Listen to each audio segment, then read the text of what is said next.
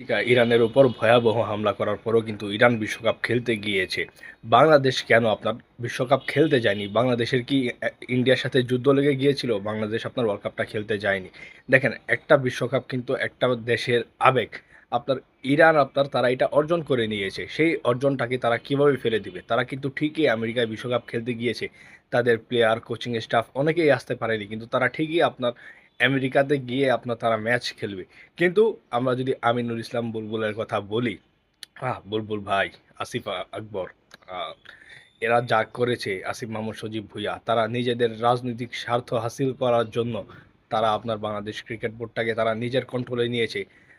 আমিনুল ইসলাম বুলবুল, আসিফ আকবর, আব্দুর রাজ্জাক রাজ এদেরকে Trump card বানিয়েছে, বানিয়ে কিন্তু তাদেরকে ক্ষমতার লোভ দেখিয়ে তাদেরকে তাদের মতো করে কন্ট্রোল করেছে। একমাত্র তাদের নিজেদের স্বার্থ হাসিল করার জন্য বাংলাদেশকে ওয়ার্ল্ড কাপটা খেলতে দেয়নি। ইরানের থেকে কি আমরা দেশপ্রেমী বেশি? ইরানের মতো টিম যাদেরকে নিয়মিত হামলা করা হচ্ছে, একদম অকারণে বিনা দোষে তাদেরকে নিয়মিত হামলা করছে, তারা এই হামলার পরও তারা বিশ্বকাপ খেলতে গিয়েছে কেন? বাংলাদেশের কি এমন হয়ে গিয়েছিল যে বাংলাদেশ ওয়ার্ল্ড কাপটা খেলতে পারেনি? ইরান ভাই বিশ্বকাপে ভালো করবে, আপনারা দেখেন।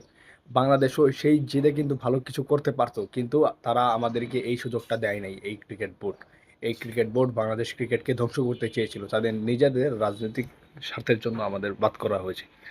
আপনারা আপনাদের মন্তব্য কমেন্ট বক্সে জানাতে পারবেন।